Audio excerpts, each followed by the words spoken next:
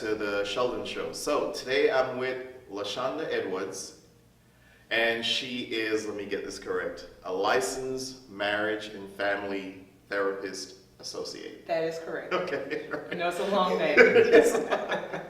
All right, so before we get going with the interview, first I'll have you just kind of tell us a little bit about yourself, Okay. and then we'll take it from there. All right. Well, a little bit about myself. I am a licensed marriage and family therapist associate, LMFTA for short, because I know that's a very long title.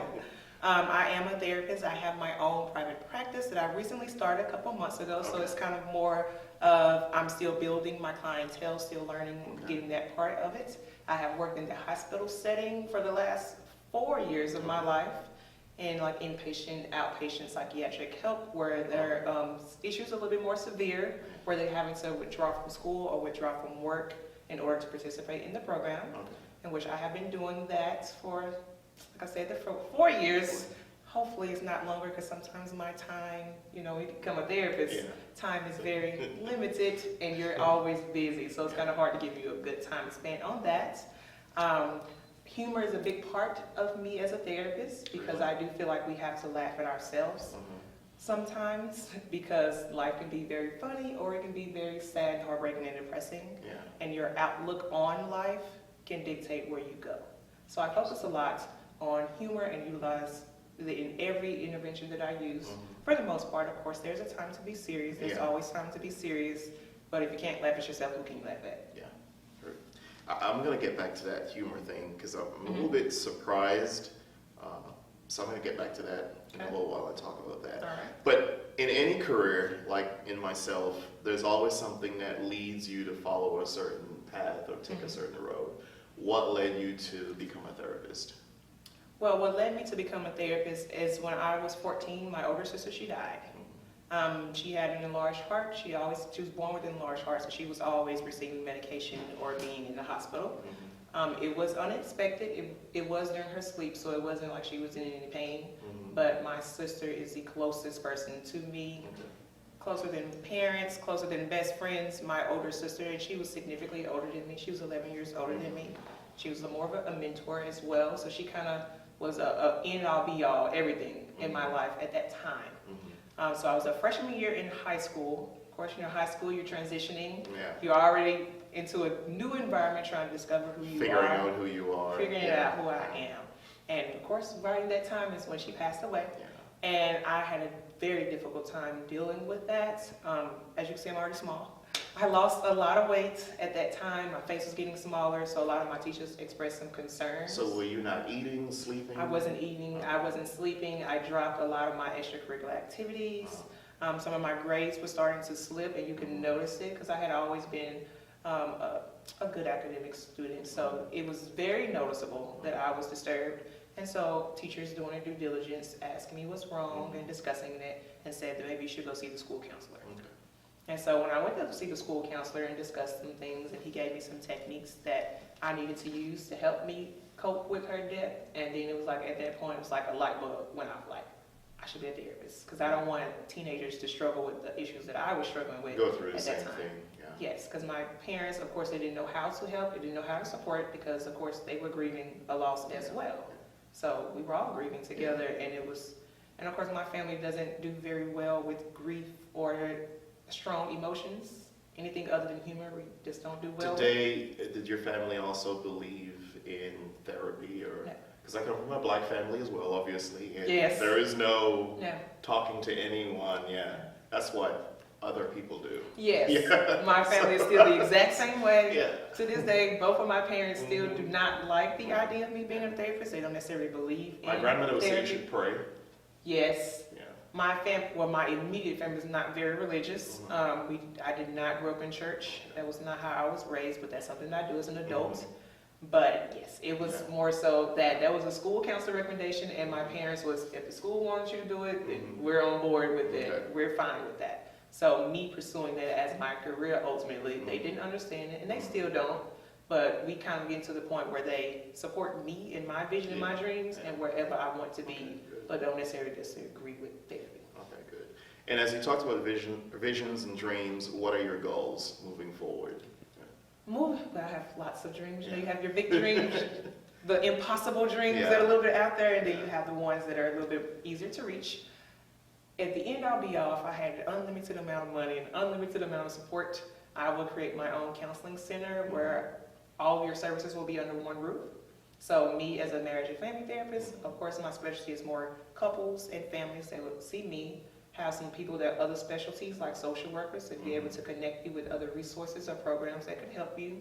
Also want some job readiness assistance, because another passion that I have is helping prisoners reintegrate to society, as well as from a therapeutic standpoint of what does that look like after you've returned from being in prison for 20 years. How do you come back home and be a husband to your kids? Husband to your wife. How do you come home and be a father to your kids? Because they don't know you. So I would love to have that piece in the center as well. And then of course you need a medical doctor and a psychiatrist to monitor medications. So if I had, that would be the ultimate dream. If I could get that going, I would love to have that.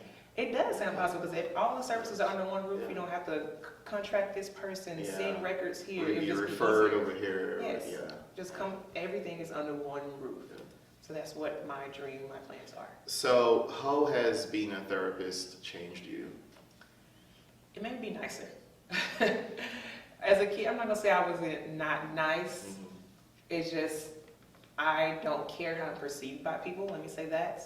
So being a therapist has forced me to care more about perception, how important it is, and the importance of relationships. So it made me focus more on building intimate relationships that I have with the people that are surrounding me, and just being more aware of myself as people see me.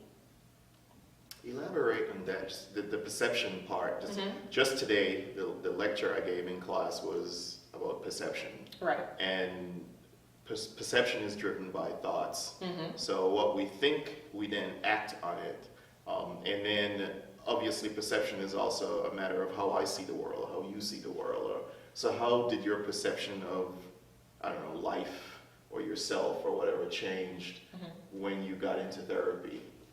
My perception of myself changed when I got into therapy. I needed to change it. And it got to a point while I was in grad school where I was hitting a wall and discussing with my professors, because there were some issues they felt that I needed to work on personally, but I didn't feel like I needed to work on personally. So I just kept avoiding those issues until it came to a point where I wasn't growing as a therapist. And so all therapists talk about self of the therapist. And it's just anything that affects your personal life, that affects who you are, because a therapist is who you are. It's not a job that you can clock in and clock out. All of this it goes with you, no matter what it is, and having to focus so much. And kudos to my program, Oklahoma State University, to put up with all of my toughness, or what they used to say, rough around the edges, was what my professor used to always say. So it forced me to change my perception, and it's actually take a look within myself, because I didn't see myself how everyone else saw me, and I would become very upset if they would make a comment about me or about my therapy that I do not necessarily agree with. And so it's multiple conversations on how am I being perceived? What is your opinion of me? And having to have that conversation with people outside of my race, outside of my career path, people that did not know me, strangers, and as well as people who knew me very well. So I kind of had to do like a research study on myself, pretty much. Something I was talking about earlier today was you can't run from yourself. Now, I work with people who are, they're suffering from drug addiction. It's my other job besides being professor. So one of the things I always say is, yes, you can't run from yourself. Yes, you can move from this neighborhood, you can move from that neighborhood, but you got to deal with the internal stuff, because no matter what neighborhood you go, you're taking you with you, right? What are some of the struggles that you deal with as a therapist, or therapists might deal with? What are some of the common struggles? Self-care. Since our job is to help other people, is to make sure that other people are mentally healthy and they are utilizing their coping skills. But oftentimes as therapists, we don't use our own coping skills because we're so busy helping others, because it's part of who we are as people, that we don't spend enough time getting me time. Separate from everyone else without caring for people. So I feel like that is probably the most common struggle of every therapist is finding time for yourself. Because you're so consumed with other people's issues, and problems, and that's not the job where you could kind of like sign off for the day and just go home. Because mentally, I'm sure you're still thinking, I wonder what I could tell so and so to make up. Yeah. Or there's something that reminds you of a client. You're like, oh my God, that's what I need to do with them. Yeah. That will work for them. You just had the light bulb just come on. Right in the middle of dinner? Yes. So my husband. Do you practice therapy in your husband? No, I don't. Of course, he always thinks so. He's like, well, you can't practice. I'm like, I'm not practicing therapy on you. This is part of who I am. Yeah. So if I'm saying a suggestion, especially since I'm a couples therapist, Yeah. that I've done with someone else, he automatically get ups in arms about it because he doesn't want to read a book. Now, this is interesting. Marriage and family therapist. Yes. You're married. Yes. How does that... It's one thing to diagnose someone else, but are you able to catch your own whatever? Yes. Yeah. I am. When it comes to like diagnosing my husband or any of my family members, I don't necessarily do that, but of course there's some behaviors that you notice, and sometimes you start to fill in the blanks automatically. Yeah. Feel like I bet this kind of childhood they had, or I bet, you start doing those type of things. So on that point, it's a little bit harder, but as far as me bringing my clients' issues into the house, that one is not necessarily an issue for me. Okay. For a lot of therapists it is, but I'm just naturally dismissive, so it doesn't bother me that much. Sometimes I take home that stress level. Like if it was a stressful day at work or I'm swamped in paperwork, sometimes I'm angry at home or I'm distant because I've been talking to people all day. I've been listening to people all day. I don't want to talk. I don't want to listen anymore. I just want peace and quiet, no sound, no music, or I'm involved in Netflix so I can turn my brain off and plug into someone else's life. Because it's like you could feel the heat in your head. You've been so mentally engaged. So I'm teaching all day, I'm talking all day, I'm answering questions in meetings, and then it's like, it's almost like you could feel like, I need to stop. Yes. I just don't need to think anymore.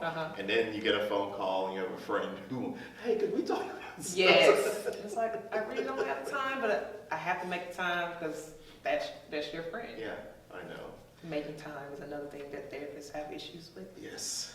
Let's talk about mental health in the Black community.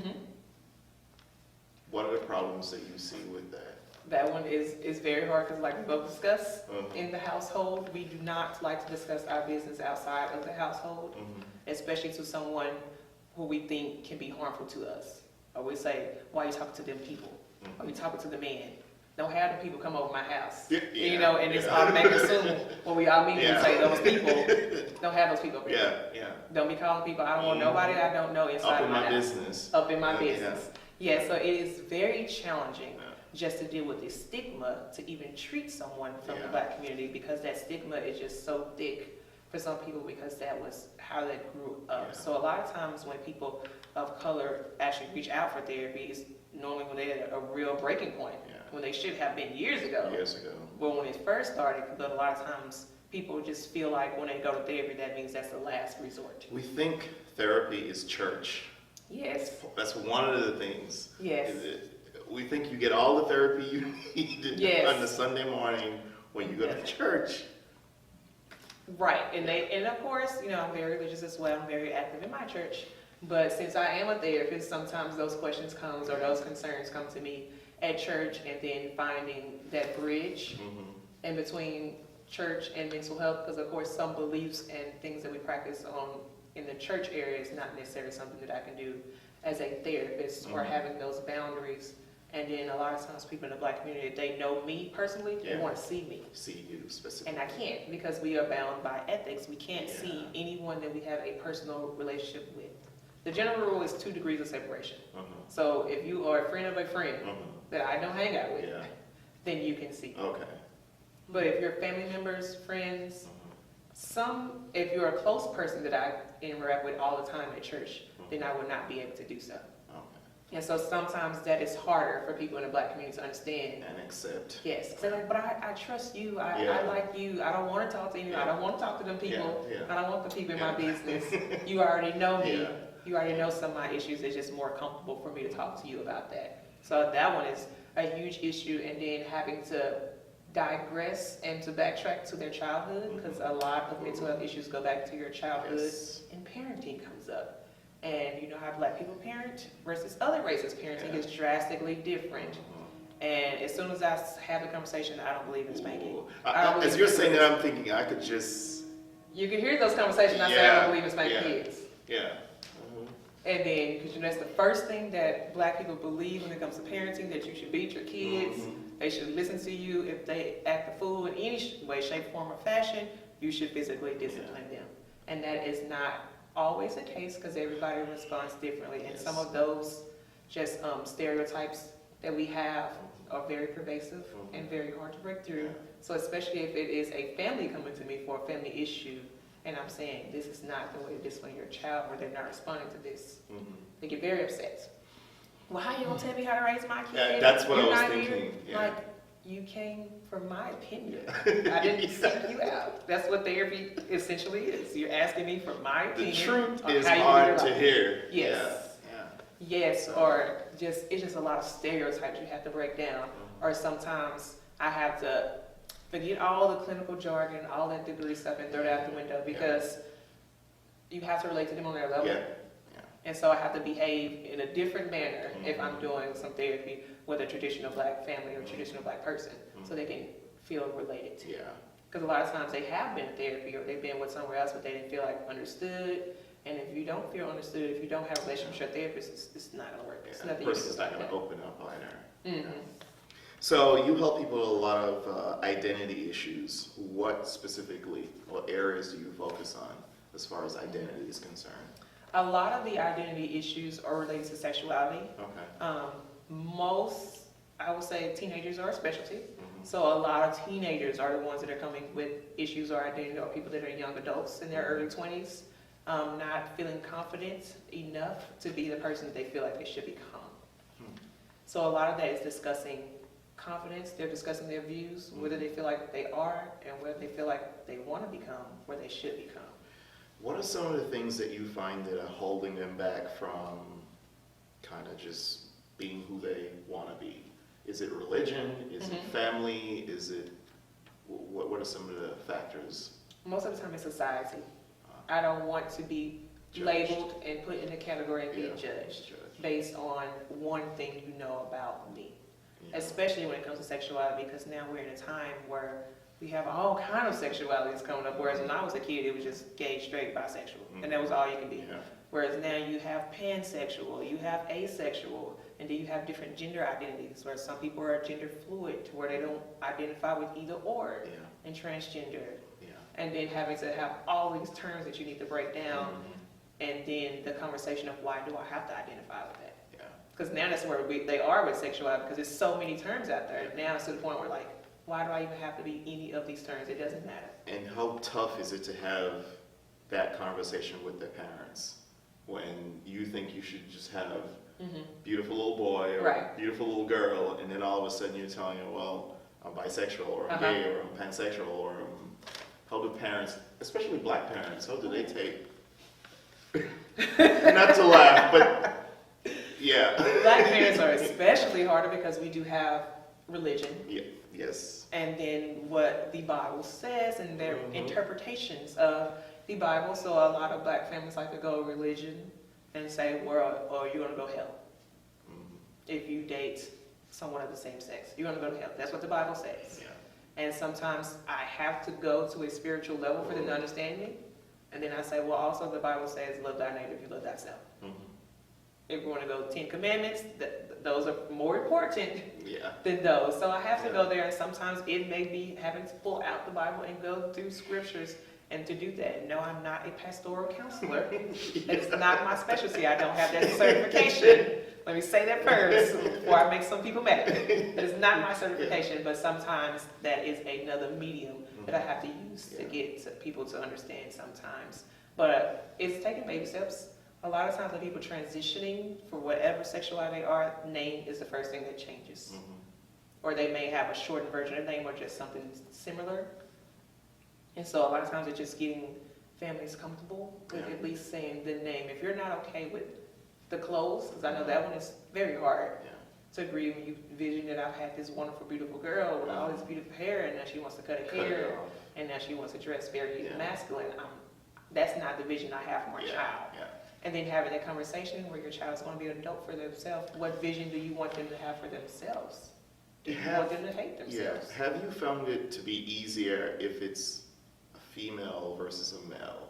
So in other words, does the dad have a harder time if it's his son? Yes. Or yes, it is harder because then a lot of dads are like, well, I'm not going to have any grandkids. Yeah.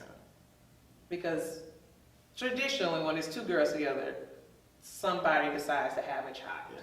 Whereas when it's guys, you physically cannot have a child.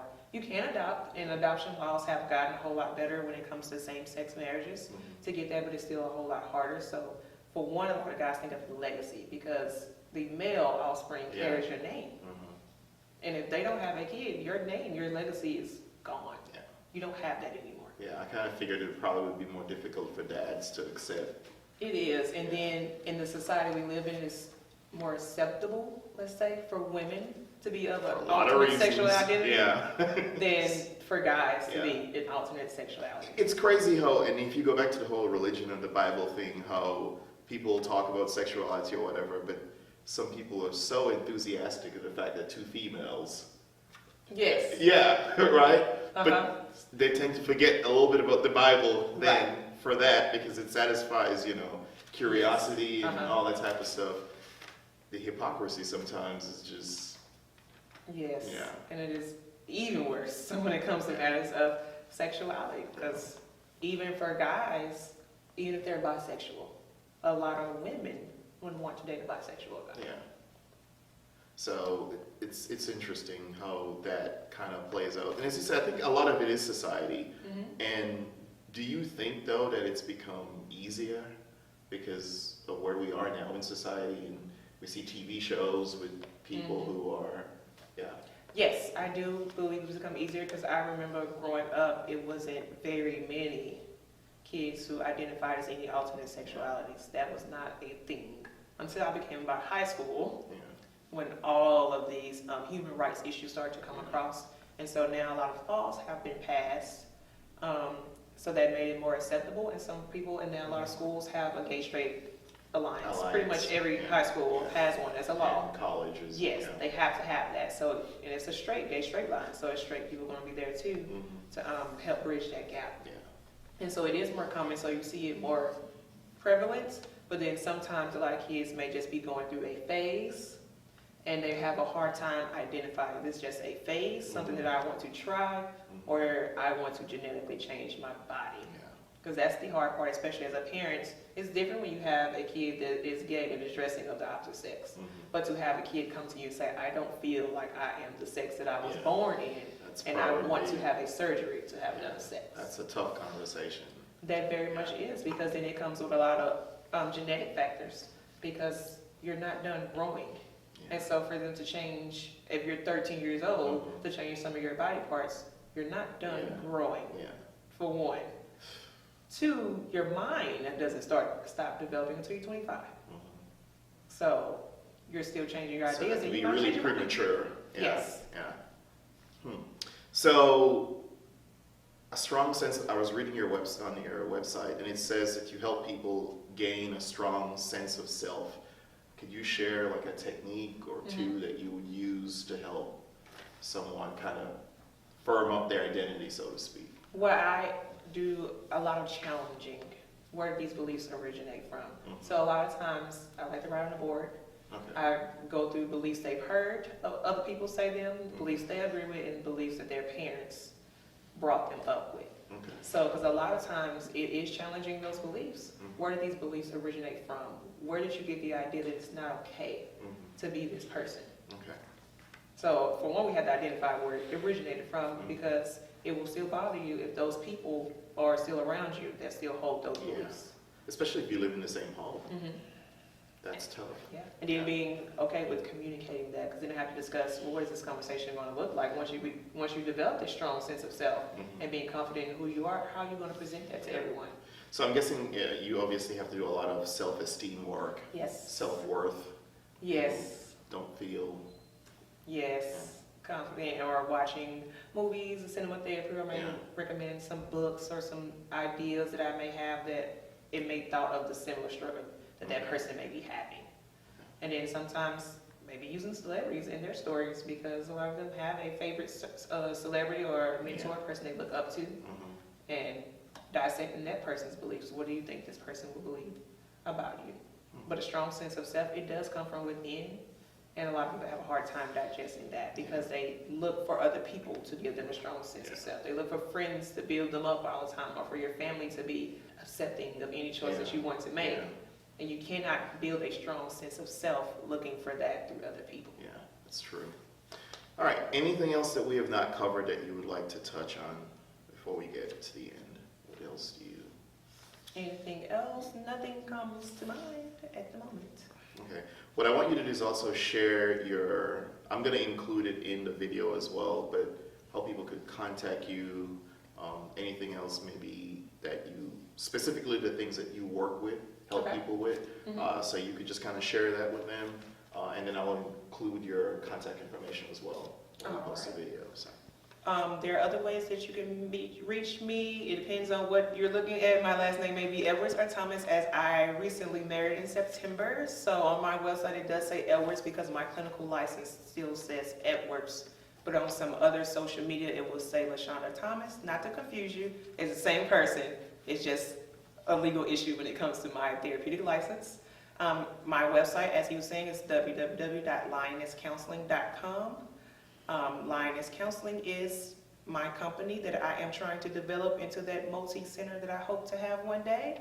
You can check for me on social media, on Instagram. You can look for Lioness Counseling on Instagram. You can also find me on Twitter at Lioness Counsel, and you can also find me on Facebook, Lioness Counseling, separate webpage on counseling. I recently started up a radio show as well that you can download the Doc Radio Live app to hear me Wednesdays at 6 p.m. talk about mental health issues, and the radio show that I host is called Relationships in Progress. So you can also check for me on Doc Radio Live app.